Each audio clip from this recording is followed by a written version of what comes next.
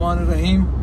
आज हम अपने महबूब लीडर इमरान खान के साथ जा रहे हैं इस्लामाबाद, जो कि इंसाफ की तलाश में और इस मुल्क में जो कानून होना चाहिए उसकी पासदारी करते हुए इमरान खान जा रहे हैं इस्लामाबाद अपनी पेशी पे। और मैं ये देख रहा हूँ कि जिस तरह हर इंटरचेंज से और हर लिंक रोड से, मोटरवे से लोग वॉलंटियरली शामिल हो रहे हैं, तो मेरा ख्याल है कि इम्पोर्टेड हुकूमत को अब समझ जाना चाहिए कि उसके आखिरी दिन आ चुके हैं। और हमारे मुख्तदर हलकों को भी अब ये समझ जाना चाहिए कि एक तरफ अवाम खड़ी है और एक तरफ ये इम्पोर्टेड हुकूमत खड़ी है।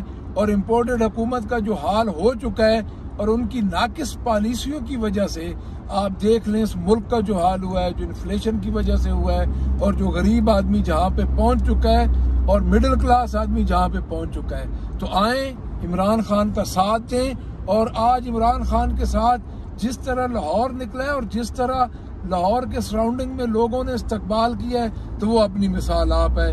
अपने खान के लिए दुआ करें, अपने महबूब लीडर के लिए दुआ करें। Thank you very much.